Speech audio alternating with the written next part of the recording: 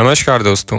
1 जुलाई 2024 एक ऐसा देश जहां के कुछ स्टूडेंट्स ने प्रोटेस्ट शुरू कर दिया, रेलवे लाइन और रोड लाइन को ब्लॉक करके अपने ही देश के प्राइम मिनिस्टर के खिलाफ, उस फैसले के खिलाफ जो उसी देश के हाई कोर्ट ने 5 जून 2024 को पेश किया था, जिसने उस देश के स्टूडेंट्स को अपने ही देश के प्राइम मिनिस्टर के खिलाफ प्रोटेस्ट करने में मजबूर कर दिया। और इस हद तक प्रोटेस्ट किया, यह प्रोटेस्ट इतना ब्रूटल हो गया कि उस देश के प्राइम मिनिस्टर को रातों रात अपना ही देश छोड़कर भागना पड़ा।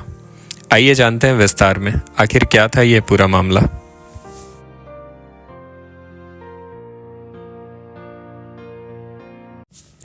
पाँच जून 2024 बांग्लादेश हाई कोर्ट का एक ऐसा फैसला जो कि रीइंट्रोड्यूस करता है वहाँ के कोटा सिस्टम को।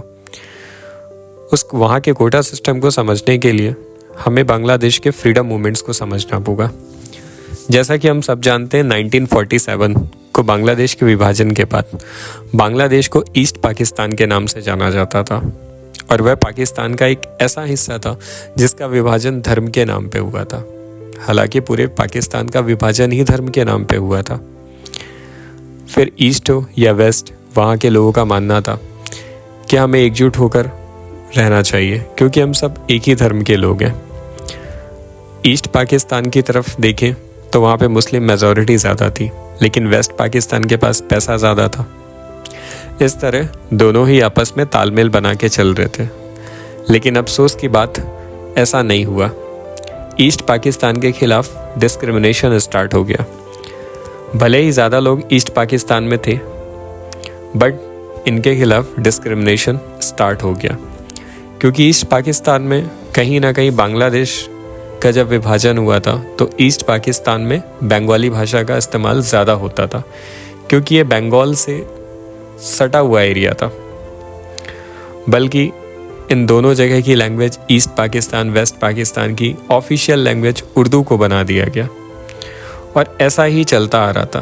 फिर 1970 में कुछ ऐसा हुआ जिससे ईस्ट पाकिस्तान और वेस्ट पाकिस्तान दोनों को ही भारी नुकसान हुआ। एक साइक्लोन भोला जिसने ईस्ट पाकिस्तान को काफ़ी हद तक तबाह किया। 2 से 3 लाख लोगों की जानें चली गई, पर वेस्ट पाकिस्तान को ज़्यादा फर्क नहीं पड़ा और ना ही उसने ईस्ट पाकिस्तान की कोई फाइनेंशियली मदद की। यह देखने के बाद ईस्ट पाकिस्तान के लोगों को रियलाइज़ हुआ कि वेस्ट पाकिस्तान तो हमारी फाइनेंशियली हेल्प ही नहीं कर रहा है। और उसी के 1 महीने बाद पाकिस्तान में असेंबली इलेक्शन हुए जिसमें वेस्ट पाकिस्तान के पास 138 सीट्स और ईस्ट पाकिस्तान के पास 162 सीट्स थी। इन इलेक्शंस को 2 मेजर पार्टी लड़ रही थी, जिसमें वेस्ट पाकिस्तान में बात करें तो जुल्फिकार अली भुट्टो की पाकिस्तान पीपल्स पार्टी, और ईस्ट पाकिस्तान की बात करें तो शेख मुजीबुर रहमान की अवामी लीग। हालांकि शेख मुजीबुर रहमान काफ़ी बड़े पॉलिटिकल लीडर थे। उन्होंने ईस्ट पाकिस्तान को इस बात से अवगत कराया कि कैसे वेस्ट पाकिस्तान उनकी भाषा को दबा रहा है और साथ ही साथ फाइनेंशियली किसी भी तरह की उनकी हेल्प नहीं कर रहा है। फिर क्या था, फिर आया इलेक्शन का रिज़ल्ट जो कि बिल्कुल ही चौंकाने वाला था। ईस्ट पाकिस्तान में अवामी लीग को 162 में से 160 सीटों पर जीत हासिल हुई, जबकि वेस्ट पाकिस्तान में पाकिस्तान पीपल्स पार्टी को 138 में से सिर्फ 81 सीटों पर ही जीत हासिल हुई। पहले असेंबली इलेक्शन के रिज़ल्ट के बाद हाल ये था कि पार्लियामेंट में अवामी लीग पहली असेंबली गवर्नमेंट बनाएगी और पावर भी उसी के पास होगी। यह बात वेस्ट पाकिस्तान के लीडरों को मंजूर नहीं थी और उन्होंने ऐसा करने से बिल्कुल ही मना कर दिया, जिस वजह से शेख रहमान ने यूनियन डिसिप्लिन मूवमेंट स्टार्ट किया ईस्ट पाकिस्तान में। 7 मार्च 1971 को रहमान ने एक स्कूल ग्राउंड में स्पीच दी जिसमें उन्होंने कहा कि ईस्ट पाकिस्तान के बंगाली लोगों को एकजुट होकर रहना चाहिए। उन्होंने आज़ाद ईस्ट पाकिस्तान की मांग की। 25 मार्च 1971 को वेस्ट पाकिस्तान की फोर्सेस ने ईस्ट पाकिस्तान पर हमला कर दिया इस तरह की प्रोटेस्ट को दबाने के लिए, जिसमें कई सारे लोग मारे गए। इसके बाद एक रेजिस्टेंस फोर्स स्टार्ट हुई जिसमें बांग्लादेश के कुछ फॉर्मर आर्मी लीडर और कुछ सिविलियंस मौजूद थे, जिसका नाम था मुक्ति वाहिनी। और उन्हें सपोर्ट मिला भारत सरकार से। 1971 में ईस्ट पाकिस्तान ने वेस्ट पाकिस्तान को हरा दिया और इस तरह आज़ाद हुआ बांग्लादेश और मुजीबुर रहमान बांग्लादेश के पहले प्रधानमंत्री बने। अब यहाँ से स्टार्ट होता है बांग्लादेश का कोटा सिस्टम। बांग्लादेश को 1971 में आज़ादी मिलने के बाद वहाँ के प्राइम मिनिस्टर शेख मुजीबुर रहमान ने वहाँ के लोगों को सिविल सर्विसेज में नौकरी देने के लिए एक निश्चित परसेंटेज पे कोटा दिया, जिसमें से 30% कोटा फ्रीडम फाइटर्स के लिए था, 10% कोटा उन महिलाओं के लिए था जिन्होंने इस आज़ादी के अभियान में अपना कुछ ना कुछ खोया है या फिर कई तरह के अत्याचार सहे हैं, और 40% कोटा वहाँ के बैकवर्ड्स के लिए था। इस तरह से कोटा सिस्टम को इंट्रोड्यूस किया गया और यह कोटा सिस्टम लागू रहा, लेकिन 1997 आने तक कई सारे फ्रीडम फाइटर्स की डेथ हो गई। तो गवर्नमेंट ने यहाँ पे एक छोटा सा चेंज किया और उन्होंने जो 30% कोटा फ्रीडम फाइटर्स के लिए था, उनमें से एक निश्चित परसेंटेज कोटा उनके बच्चों को भी देना शुरू कर दिया। फिर 2010 में गवर्नमेंट ने एक और चेंज किया कोटा सिस्टम पे।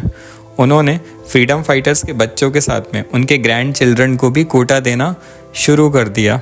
अब इस तरह से देखें तो 56% कोटा जो है तो पहले से ही रिजर्व हो गया था।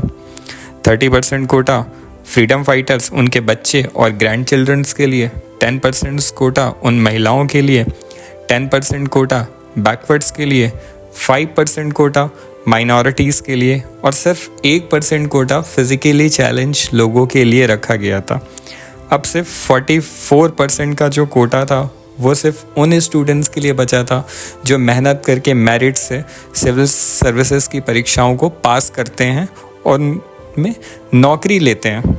इस तरह से स्टूडेंट्स ने जनवरी 2018 में प्रोटेस्ट शुरू कर दिया और ये प्रोटेस्ट धीरे से इतना बढ़ गया कि 8 मार्च 2018 को बांग्लादेश के हाई कोर्ट में एक पिटीशन फाइल हुई, लेकिन बांग्लादेश के हाई कोर्ट ने इस मामले में किसी भी तरह की टिप्पणी ना करते हुए यह बोल के इस मामले को खारिज कर दिया कि जिस व्यक्ति ने इस पिटीशन को फाइल किया है उसका इस कोटा सिस्टम से कोई लेना देना नहीं है, ना तो वह एक स्टूडेंट है ना इस कोटा सिस्टम के अंतर्गत आता है।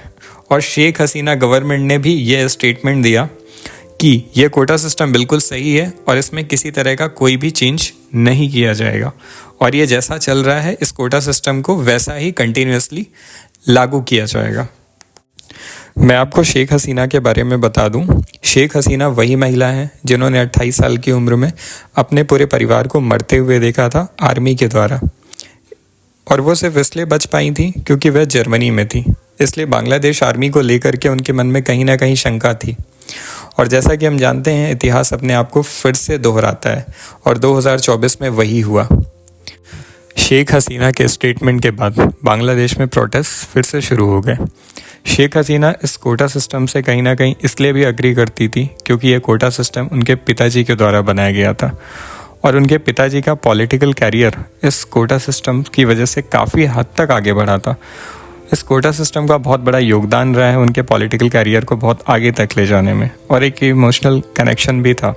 इसलिए शेख हसीना ने किसी तरह का कोई भी फेरबदल इस कोटा सिस्टम पे नहीं किया और यहाँ से शुरू हो गए स्टूडेंट्स का प्रोटेस्ट, क्योंकि स्टूडेंट्स का कहना था कि 30% कोटा तो फ्रीडम फाइटर्स को दिया ही जा रहा है, साथ में उनके बच्चे और उनके ग्रैंड चिल्ड्रंस को क्यों, क्योंकि इसमें आज़ादी की लड़ाई में तो पूरा योगदान फ्रीडम फाइटर्स का था। फिर ये फैसिलिटी उनके बच्चे और ग्रैंड चिल्ड्रन को क्यों दी जा रही है, उनका विरोध इस बात से था।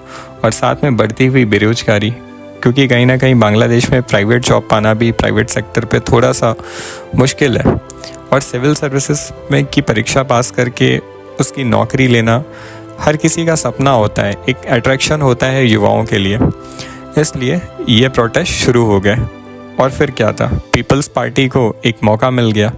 उन्होंने स्टेटमेंट दिया कि शेख हसीना इसलिए इसमें किसी तरह का फेरबदल नहीं चाहती हैं क्योंकि वह उन लोगों को ही ब्यूरोक्रेसी में रखना चाहती हैं जो कि शेख हसीना की तारीफ़ों के पुल बांधें और उनकी तारीफ़ें करें। इसलिए वह इस तरह के कोटा सिस्टम में किसी तरह का कोई चेंज लाना चाहती हैं। पीपल्स पार्टी के इस तरह के स्टेटमेंट के बाद बांग्लादेश में प्रोटेस्ट और ज़्यादा तेज़ी से शुरू हो गए और फिर 2018 में कहीं ना कहीं शेख हसीना सरकार को इस कोटा सिस्टम को फाइनली रिवोक करना पड़ा ताकि देश में शांति व्यवस्था पूरी तरह से बनी रहे। लेकिन फिर क्या था, 6 साल के बाद ये शांति फिर से भंग हुई जब कोर्ट का फैसला आया कि ये कोटा सिस्टम बना रहेगा, क्योंकि वहाँ किसी ने पिटीशन फाइल की थी कि जो फ्रीडम फाइटर्स को एक निश्चित कोटा सिस्टम मिलता था वह सरकार का किया हुआ एक प्रॉमिस था जो कि सरकार इस तरह से रिवोक नहीं कर सकती। और कोर्ट ने इस फैसले को मानने से पूरी तरह से सहमति जता दी और कोर्ट ने फिर से रिइंट्रोड्यूस किया कोटा सिस्टम को और कहा कि गवर्नमेंट इस तरह से अपने वायदे से पीछे नहीं हट सकती। और जैसे ही यह कोटा सिस्टम दोबारा रिइंट्रोड्यूस हुआ, स्टूडेंट्स का सीधा प्रोटेस्ट शुरू हो गया शेख हसीना गवर्नमेंट के खिलाफ। स्टूडेंट्स डायरेक्टली शेख हसीना को टारगेट करने लगे कि आपने फिर से ये कोटा सिस्टम दोबारा कैसे रिइंट्रोड्यूस कर दिया। बांग्लादेश के रिसेंटली इलेक्शन में 300 में से 222 सीट्स शेख हसीना गवर्नमेंट को मिली और उन्होंने फिर से अपनी गवर्नमेंट बनाई। और पावर में आते ही शेख हसीना सरकार ने अपनी फोर्सेस को एक्टिवेट कर दिया उन प्रोटेस्टर्स के खिलाफ जो कि इस तरह का प्रोटेस्ट कर रहे थे। और जैसे ही फोर्सेस ने किसी भी तरह का प्रोटेस्टर्स के खिलाफ एक्शन लिया, यह प्रोटेस्ट और ज़्यादा बढ़ गए और इस तरह से 1 जुलाई 2024 आते आते यह प्रोटेस्ट इतना ज़्यादा ब्रूटल हो गया कि उन्होंने एक बहुत बड़े एरिया को कैप्चर करके वहाँ पे प्रोटेस्ट का रूप ले लिया। नॉर्दर्न पार्ट्स में बस की सर्विसेज को ब्लॉक कर दिया गया, रेलवे सर्विसेज को ब्लॉक कर दिया गया, कई जगह पर आग जनी हुई। इस तरह यह धीरे धीरे प्रोटेस्ट बढ़ता चला गया।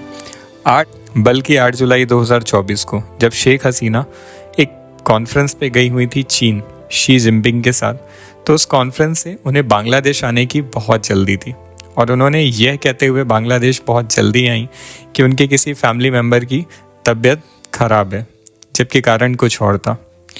उन्होंने बांग्लादेश आते ही एक प्रेस कॉन्फ्रेंस की और उन्होंने वहाँ के स्टूडेंट्स को ये कहा कि अगर हम 30% जो कोटा है वो फ्रीडम फाइटर्स को नहीं देंगे तो क्या रज़ाकर को देंगे।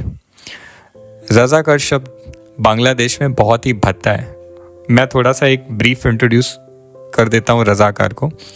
रज़ाकार जब 1971 में बांग्लादेश की आज़ादी की लड़ाई हुई थी तो रज़ाकार ने पाकिस्तान मिलिट्री का सपोर्ट किया था और बहुत सारे सिविलियंस को मारा था, कई सारी महिलाओं पे भी अत्याचार किया था। इसलिए ये शब्द वहाँ पे बहुत भद्दा माना जाता है क्योंकि कहीं ना कहीं वो पाकिस्तान के सपोर्ट में थे और बांग्लादेश के विरोधी थे। तो वहाँ के स्टूडेंट्स ने ये प्रेस कॉन्फ्रेंस में ये लाइन सुनते ही प्रोटेस्ट और ज़्यादा तेज़ी से करने शुरू कर दिए और उन्होंने जमकर शेख हसीना गवर्नमेंट का विरोध किया और उन्होंने कहा कि क्या हम रज़ाकार हैं, हम डायरेक्टली देश के विरोधी हैं। इस तरह के उन्होंने नारे लगाए। उनका गुस्सा था कि हम सरकार से एक निश्चित परसेंटेज कोटा को ख़त्म करने की मांग कर रहे हैं, ना कि हम गवर्नमेंट के विरोधी हैं, ना कि हम देश के विरोधी हैं। इस तरह इस प्रोटेस्ट ने एक ब्रूटल रूप ले लिया। और फिर क्या था, धीरे धीरे ये प्रोटेस्ट इस हद तक बढ़ गए कि वहाँ पे स्टूडेंट प्रोटेस्टर ने सरकारी वेबसाइट को हैक कर लिया, सरकारी बिल्डिंग्स में आग लगा दी। वहाँ की सड़कों पर अब पुलिस, आर्मी और मिलिट्री के टैंक घूम रहे थे और उन्हें साफ साफ हिदायत थी कि किसी भी तरह के प्रोटेस्ट को देख करके सीधा एक्शन लिया जाए, उन्हें गोली मार दी जाए। वहाँ पे 4G सर्विसेज बंद कर दी गई थी।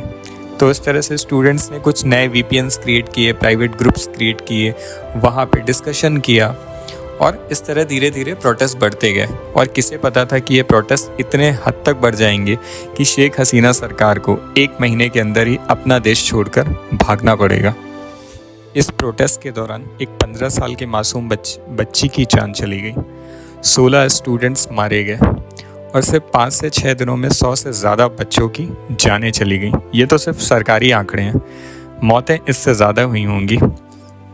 इतने ब्रूटल प्रोटेस्ट के बाद बांग्लादेश हाई कोर्ट ने इस कोटा सिस्टम पे एक और फैसला सुनाया और उन्होंने कहा कि 93% कोटा जो होगा वो सिर्फ मेरिट से पास हुए बच्चों के लिए होगा। 7% कोटा पहले से जो कोटा में इंट्रोड्यूस थे उन लोगों के लिए होगा। लेकिन इससे लगा था गवर्नमेंट को कि प्रोटेस्ट रुक जाएंगे, लेकिन ऐसा हुआ नहीं। अभी भी प्रोटेस्ट उसी तरह से चल रहे थे और स्टूडेंट्स की डिमांड थी कि आखिर फ्रीडम फाइटर के बच्चों और ग्रैंड चिल्ड्रंस को कोटा क्यों देना, जिन्होंने किसी तरह की कोई भी देश की आज़ादी में कोई योगदान नहीं दिया है, ऐसे लोगों को कोटा क्यों दें? और गवर्नमेंट स्टूडेंट्स की डायरेक्टली इस मांग को समझ नहीं पाई। और भी कुछ सारी डिमांड्स थी स्टूडेंट्स की। उनका कहना था कि जिन स्टूडेंट्स को, जिन प्रोटेस्टर्स के खिलाफ गवर्नमेंट ने एक्शन लिया है, उन्हें जेल में डाला गया है, या उनके परिवार को किसी तरह की हानि हुई है, या उनके परिवार ने उन बच्चों को खोया है, शेख हसीना सरकार उनसे माफ़ी मांगे, उन्हें रीइंबर्समेंट दे, 4G सर्विसेज को स्टार्ट कर दी जाए, स्कूल, कॉलेज, यूनिवर्सिटीज़ को ओपन कर दिया जाए। ऐसी कुल मिलाकर उनकी 9 मांगे थी, लेकिन इनमें से बांग्लादेश गवर्नमेंट ने एक भी डिमांड उनकी पूरी नहीं की। ऐसे तैसे हफ्ते गुजर गए और यह प्रोटेस्ट धीरे से और ज़्यादा ब्रूटल हो गया। सड़कों पे आर्मी घूम रही थी, तोपें घूम रही थी, टैंक्स घूम रहे थे, दिन दहाड़े बच्चों की जान जा रही थी। ऐसा भयानक मंजर हो रखा था बांग्लादेश में जिसकी हम कल्पना नहीं कर सकते। अच्छा, 23 जुलाई 2024 को 36 अननोन बॉडी को वहाँ पे दफनाया गया। तब स्टूडेंट्स, प्रोटेस्टर्स को यह रियलाइज़ हुआ कि यहाँ तो सरकार नेगोशिएशन के मूड में ही नहीं है, वो तो सिर्फ नेगोशिएशन का नाटक कर रही है। और यहाँ से उन्होंने और जमकर प्रोटेस्ट शुरू कर दिया सारी गवर्नमेंट के खिलाफ। डायरेक्टली टारगेट कर रहे थे वो शेख हसीना गवर्नमेंट को। अब जो स्टूडेंट्स प्रोटेस्टर्स की मांग थी वह सिर्फ ये नहीं थी कि इस कोटा सिस्टम को बंद किया जाए, बल्कि अब ये थी कि शेख हसीना सरकार अपने पद से रिज़ाइन करे और उन सारे देशवासियों से माफ़ी मांगे जिनका किसी न किसी तरह से उन्होंने नुकसान किया है।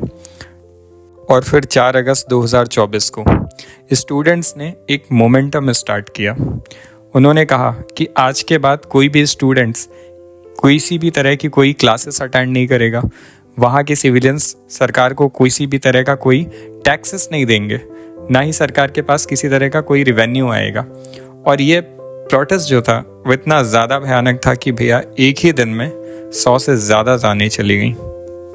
और फिर 5 अगस्त 2024 को यह प्रोटेस्ट इतना ज़्यादा ब्रूटल हो गया कि वहाँ के स्टूडेंट्स ने शेख हसीना गवर्नमेंट के प्रेमाइसेस को चारों तरफ से घेर लिया। तब शेख हसीना सरकार के जो कार्यकर्ता थे उन्होंने उन्हें बताया कि हम चारों तरफ से घेर लिए गए हैं और अब हमारे पास इतना टाइम नहीं है कि हम किसी तरह की स्पीच दे सकें या कुछ पैक कर सकें।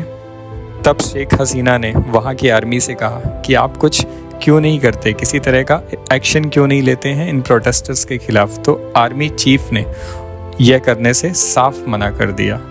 तब शेख हसीना सरकार ने अपने ही कार्यकर्ताओं को हथियार दे करके प्रोटेस्टर्स के खिलाफ सड़कों पर उतार दिया। और शेख हसीना सरकार के मन में पहले से जो आर्मी के खिलाफ एक शंका थी वह यकीन में तब्दील हो गई, क्योंकि वह जानती थी कि उनके कार्यकर्ताओं में इतनी क्षमता नहीं है कि वह वहाँ के स्टूडेंट प्रोटेस्टर्स को रोक सकें। और शेख हसीना को यह एहसास होते हुए वह अपनी बहन के साथ वहाँ से हेलीकॉप्टर में निकल जाती हैं। और जैसे ही शेख हसीना वहाँ से निकलती हैं, आर्मी बैरिकेड्स हटा देती है, सारे प्रोटेस्टर शेख हसीना के प्रेमाइसेस के अंदर घुस जाते हैं और जमकर तोड़फोड़ शुरू कर देते हैं। और इस तरह से शेख हसीना को एक मिलिट्री हेलीकॉप्टर से अगरतला लाया जाता है और फिर उत्तर प्रदेश के गाज़ियाबाद एयरबेस से दिल्ली। और शेख हसीना गवर्नमेंट ने यूनाइटेड किंगडम में पॉलिटिकल असाइलम के लिए एक आवेदन किया है। लेकिन बांग्लादेश में हुए इस ब्रूटल प्रोटेस्ट से बांग्लादेश का जो रुख बदल गया, यह इंडिया के लिए अच्छा नहीं है। इसका अंदाज़ा हम इस बात से लगा सकते हैं कि जिस देश के पड़ोसी, चाहे वो श्रीलंका हो, पाकिस्तान हो, म्यांमार हो, बांग्लादेश हो या अफ़गानिस्तान हो, जहाँ पे एक फ्रेंडली स्टेबल एनवायरनमेंट नहीं है, वहाँ पे यह बात उसके पड़ोसी देश के लिए बिल्कुल भी अच्छी नहीं है। लेकिन अब बांग्लादेश के जो लोग हैं उनका यह कहना है कि अब यहाँ पे जो भी पॉलिटिकल पार्टी आए वो सेक्युलर हो। फॉर द टाइम बीइंग क्या होता है तब तक के लिए हमें कुछ पता नहीं है। लेकिन इस तरह के प्रोटेस्ट से एक बात सीखी जा सकती है कि जब भी किसी देश में इस तरह के प्रोटेस्ट होते हैं और सरकार उनके खिलाफ वायलेंस का इस्तेमाल करती है तो उस देश का यही हाल होता है जो बांग्लादेश का हुआ।